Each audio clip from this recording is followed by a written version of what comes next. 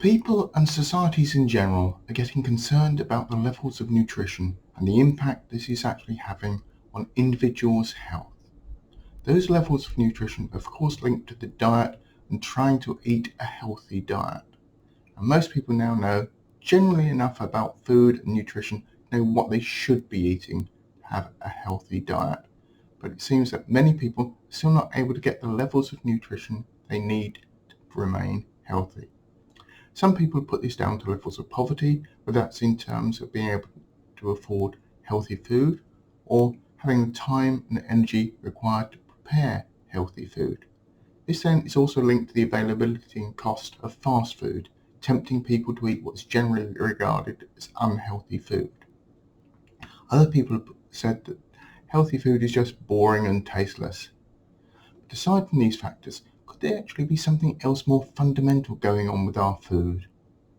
Well, modern farming must now be considered an industry.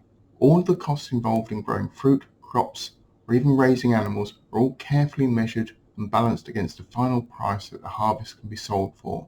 And like in most industries, farmers have been under significant pressure to increase production whilst keeping the costs down. Along with wages and the cost of machinery involved in farming, one of the largest costs in farming are the fertilizer and similar products that are actually put into the soil to replenish those that are used up by growing plants.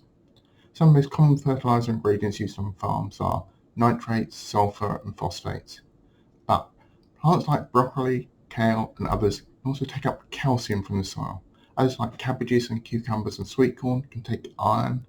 Nearly all plants use up significant amounts of magnesium to produce chlorophyll in those green leaves. These and other minerals and micronutrients aren't normally required in large portions, but as the plants extract them from the soil, they need to be replaced or the next crop in the field won't have these resources to draw upon. So in theory, these nutrients need to be added to the soil to maintain the same levels. But adding these nutrients to the soil costs money. So if the farmer doesn't need to add them to the soil to get the weight of crop required, then due to the cost pressures involved, they aren't going to do so. Potentially over time, the soil may become depleted in some of these nutrients. It may then mean that the food we buy in the shops also has fewer of the nutrients in the food than it used to have. However, this lack of nutrients isn't just limited directly to the crops we buy in the shops. Much of the food grown by farmers is in turn fed to farm animals. That may in turn mean that the meat from those animals also declines in nutrients that are actually present in that meat. This lack of nutrients in the soil might not be the only factor in the decline and the health of our food. Most plants don't directly extract nutrients from the soil. Instead, they rely upon a fungi called mycorrhiza to extract the water and nutrients from the soil, and in return the plant feeds the fungi in a symbiotic relationship. Modern farming methods of irrigation, ploughing and soil fertilization, or even harvesting, can actually disrupt this symbiotic relationship, meaning that even if the nutrients are present in the soil, they may not be passed on to the crop by the fungi. Now, our changing atmosphere also is having an impact on the food we eat. As carbon dioxide levels increase in the atmosphere, plants find it easier to extract carbon dioxide from the atmosphere via the stomata, which are basically holes in the leaves that the plant can open and close as required. When the plant needs carbon dioxide to photosynthesize, it opens up the stomata. This also means that the plant loses water through the open holes. And with the excess carbon dioxide in the atmosphere, the plant loses less water than during photosynthesis, and in turn the roots take up less water from the soil. But this water extraction process is also basically how the plants take up the micronutrients from the soil.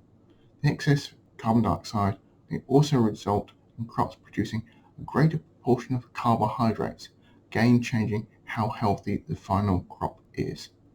What all this adds up to is that modern food has fewer vitamins and minerals in it than it did in the past, even as crop yields actually increase. So even if people are attempting to eat the same healthy diet from a few decades ago, they may end up being deficient in some of the nutrients required for a healthy diet. This general lack of nutrients in our food may of course impact on the health of the people. If this trend continues, it may even require interventions from governments to maintain minimal nutrient levels in our food, something many people of course would want to avoid. But without some drastic change in the food chain, we are likely to be heading towards an increase in the bureaucratic monitoring of our food for the good of everyone.